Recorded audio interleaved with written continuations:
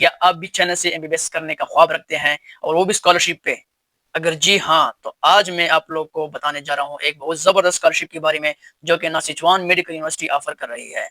Scholarship की जो certificate वगैरह होते हैं, अब ये मेरा सामने पड़ा हुआ है। मैं हूँ डॉक्टर ज़ाहिद अनवर और आप लोग देख रहे हैं मेरा YouTube channel MBBS in China, जहाँ पे आप लोगों को हमेशा चाइना में एमबीबीएस की स्कॉलरशिप, एमबीबीएस का एडमिशन कैसे मिल सकता है और चाइना में एमबीबीएस स्टूडेंट की लाइफ़ के बारे में इन्फॉर्मेशन देता रहता हूँ। तो आज इस वीडियो में मैं आप लोगों को बताऊँगा कि आप नासिचुआन मेडिकल यूनिवर्सिटी में तकरीबन 20,000 युआन, जो कि पाकिस्तानी रुपए में अगर हिसाब लगाया जाए तो 8 से लेके 8.5 लाख रुपए के बीच में बन जाते हैं। और अगर इंडियन रुपए में हिसाब लगाया जाए तो 2,60,000 से लेके 2,80,000 इंडियन रुपीस बन जाते हैं। तो आप लोगों को बताऊंगा कि आप लोग ये कैसे हासिल कर सकते हैं। तो मैं चाहता हूँ कि आप लोग को ये सारा सब कुछ एक पेपर पे मैं आप लोग को समझा सकूं, एक्सप्लेन कर सकूं, क्योंकि आप लोग बेस्ट समझ सकोगे एक पेपर पे। अगर मैं आप लोग को वैसे बताऊंगा अपने मुंह पे तो इतना आप लोग को समझ नहीं आएगा। तो चल पेपर पे चलते हैं और मैं आप लोग को एक एक चीज बताऊंगा कि कैसे एक स्टूडेंट यहाँ पे नासिचुआन मेडिकल यूनिवर्सिटी में आके एमबीबीएस के लिए 20,000 युवा स्कॉलरशिप ले सकता है। अच्छा, तो ये मैंने सब कुछ ड्रा किया हुआ है, तो मैं आप लोगों को एक्सप्लेन करूंगा कि कैसे यहाँ पे स्टूडेंट आके स्कॉलरशिप ले सकता है। तो first year scholarship for MBBS in NSMU North Sichuan medical university. तो मैंने फर्स्ट ईयर के लिए मतलब बनाया, तो एक ईयर का मैं समझा तो वो सब सालों पे वही अप्लाई होता है, मतलब सेकेंड ईयर में, थर्ड ईयर, फोर्थ ईयर में वही इसी तरीके से आप लोगों ने लेना है। तो इसमें है दो चीजें, ठीक है। एक है एकेडमिक परफॉर्मेंस और एक है एक्स्ट्रा करिकुलर एक्टिविटीज, ठीक है। तो एकेडमिक परफॉर्मेंस का यहाँ पे क्या हिसाब किताब है चाइना में होते हैं सेमेस्टर वाइज एग्जाम, साल वाइज नहीं होता है, ठीक है। मतलब एक साल का पूरा एनुअल एग्जाम नहीं होता है, नहीं, सेमेस्टर का होता है। एक साल में कितने होते हैं? 2 सेमेस्टर होते हैं। जैसे फर्स्ट ईयर में 2 सेमेस्टर हैं, फिर सेकंड ईयर में, फिर थर्ड ईयर में, इस तरह। तो फर्स्ट ईयर में स्टूडेंट जब आ जाता है यहाँ पे, तो उसने करना क्या है? First of all first year के जो सारे पेपर्स है ना, उसको पास रखने हैं, ठीक है। सेकंड सेमेस्टर की उसने सारे पेपर पास रखने हैं। अगर उसके फर्स्ट सेमेस्टर सेकंड सेमेस्टर के दोनों के पेपर पास हैं, उसका क्या होगा? टोटल मार्क्स इंक्लूड किया जाएगा, ठीक है। उसके बाद जो एक्स्ट्रा करिकुलर एक्टिविटीज है वो क्या क्या है और उसका क्या हिसाब है? फॉर एग्जाम्पल जैसे स्पोर्ट्स एक्टिविटीज होती है ना, फुटबॉल, क्रिकेट, बैडमिंटन, वो एक्टिविटीज होते हैं।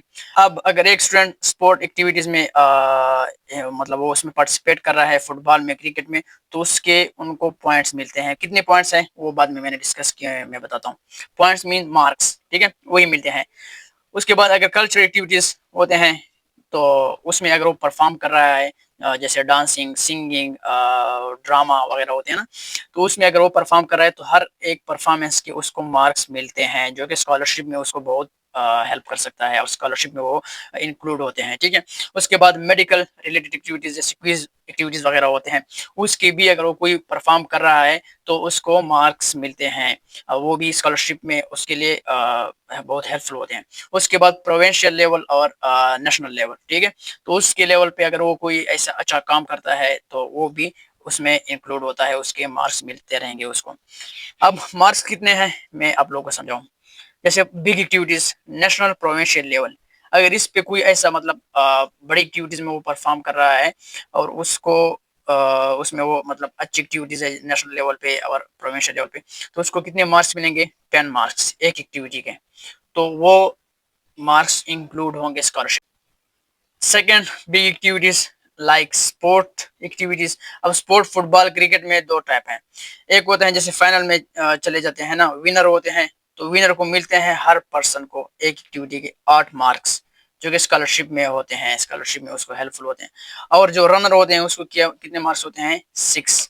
तो जो विनर उसके 8, जो रनर होते हैं 6। हाँ, और हाँ, दूसरे टीम भी होते हैं जो मतलब फाइनल के लिए क्वालिफाई नहीं कर पाते हैं, तो वो हर जो होता है ना प्लेयर, उसको फिर मिलते हैं 4-4, 4-4 मार्क्स उनको भी मिल जाते हैं। ये भी स्कॉलरशिप में इंक्लूड होते हैं। उसके बाद मेडिकल रिलेटेड जैसे क्विज कंपटीशन हो गया, और भी बहुत सारी एक्टिविटीज होते हैं, तो उनकी कितने मार्क्स होते हैं? 4 मार्क्स। उसमें भी हाँ, ऐसे जैसे विनर होते हैं ना, उसके फिर होते हैं 8 मार्क्स होते हैं। बट जो नॉर्मल मतलब जैसे पार्टिसिपेंट होते हैं सारे, उसके होते हैं 4 मार्क्स। और बाकी कल्चर रिलेटेड जैसे डांसिंग होते हैं, डांसिंग में भी 4 मार्क्स होते हैं, ठीक है, सिंगिंग में भी। बट नॉर्मल जो पार्टिसिपेंट होते हैं, मैंने उसके लिखे हुए हैं, तो उसके मिलते हैं 2 मार्क्स। तो ये फाइनल रिजल्ट किस तरह बनता है? Total marks of academic performance, जैसे मैंने बता दिया, फर्स्ट सेमेस्टर सेकंड सेमेस्टर में उसके पेपर पास हैं सारे, उसका मार्क्स इंक्लूड, और सारे करिकुलर एक्टिविटीज जिस जिस एक्टिविटी में भी उसने परफॉर्म किया, फॉर एग्जांपल एक स्टूडेंट है उसने ये बिग नेशनल एक्टिविटी में किया 10 मार्क्स ये हो जाएंगे। फिर जैसे स्पोर्ट एक्टिविटी में किया 8 मार्क्स ये हो जाएंगे। फिर जैसे मेडिकल रिलेटेड क्विज वगैरह में 8 या 4 ये हो जाएंगे, 4 ये हो जाएंगे। तो ये सारे मार्क्स क्या करेंगे, इनको ऐड करेंगे सबको, ठीक है। तो जैसे ये परफॉर्मेंस, एकेडमिक परफॉर्मेंस के फर्स्ट सेकंड सेमेस्टर का रिजल्ट, एक्स्ट्रा करिकुलर एक्टिविटीज का रिजल्ट, ठीक है, फाइनल रिजल्ट जो बनेगा उसके बेस पे उसको मिलेगी स्कॉलरशिप। और हाँ, जिस जिसने भी ये सारे पेपर पास किए हुए हैं और इसमें भी किए, तो सब ने अभी तक जो भी स्टूडेंट है सबको मिल चुका है, कोई भी नहीं रह चुका है, ठीक है।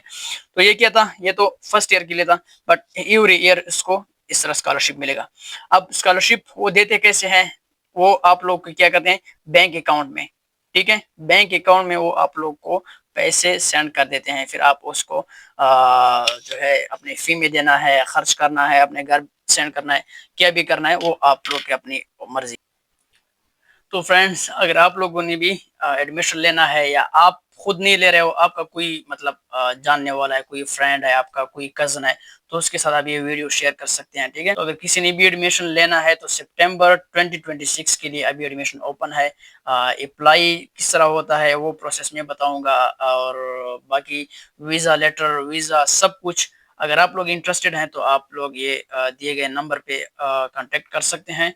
तो इंशाल्लाह सारा प्रोसेस A to Z सारा समझा दूंगा। Thank you for watching. अस्सलाम वालेकुम।